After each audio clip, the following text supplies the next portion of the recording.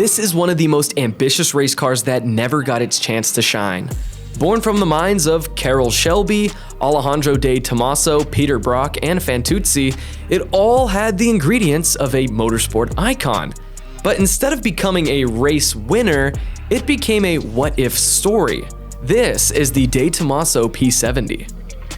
With Borro, you can unlock the equity in your classic or luxury vehicle without selling it. With over a decade of experience, more than $1 billion in loans funded, and 25,000 satisfied clients, Borro is the trusted choice for liquidity when you need it most. Visit Borro.com to learn more. Back in 1965, Shelby wanted a new prototype to replace his King Cobra for the upcoming USRRC and Can-Am series. Now what he wanted was a rear-mounted prototype with a V8. He wanted to bring the fight to Bruce McLaren. When Ford declined to build a lightweight version of their NASCAR engine, Shelby had nothing else to do but to turn to Alejandro de Tomaso.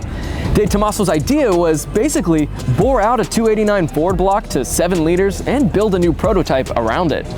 Now, Peter Brock, who you may remember helped design the Shelby Daytona Coupe, was tasked with designing this vehicle that we see here. And honestly, looking at it now, his designs were ahead of their time. But what he wanted was an integrated windshield. He wanted covered wheels, that low drag body, and that airfoil in the rear, obviously for downforce. Underneath, De Tomaso used his pioneering central spine chassis. That was a layout first seen in the Vallelunga. The design integrated the engine and transaxle into the car's structure, anticipating components used decades later in things like the McLaren F1. The body was hand-formed by Fantuzzi in Modena, with Brock collaborating directly in the workshop. Now, this car was never really meant to meet strict European racing regulations. It was all on the looser Can-Am formula, which ultimately would kind of lead to its downfall. As delays hit the 7-liter engine program, Shelby pulled the plug.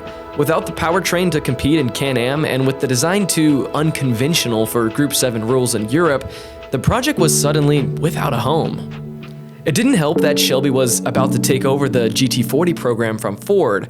That alone might have sealed the fate of the P70, but still, De Tomaso wasn't done. He repackaged the car as the Ghia De Tomaso Sport 5000, debuting it at the 1965 Turin Motor Show as a show car.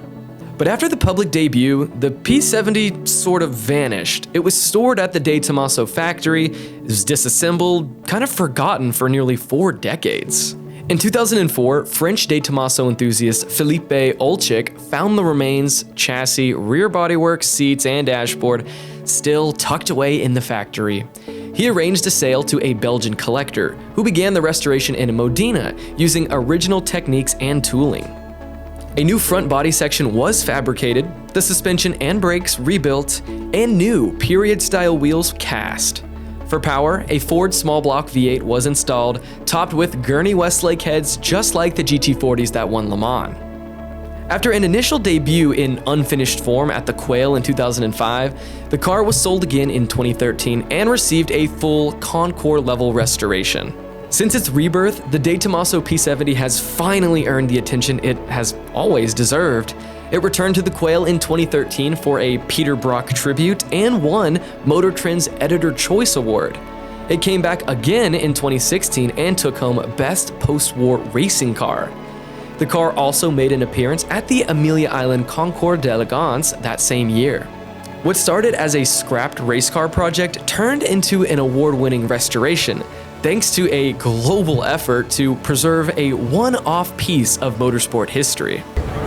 This De Tomaso P70 is many things: an engineering marvel, a showstopper, and a collaboration between legends. I mean, you had Shelby, Brock, De Tomaso, Fantuzzi, all leaving their fingerprints on this legendary machine.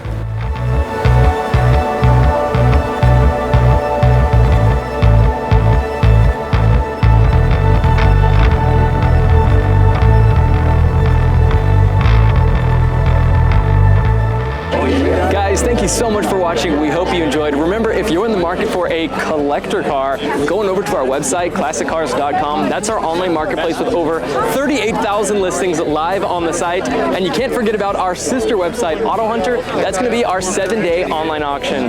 Thank you guys, and we'll see y'all in the next video.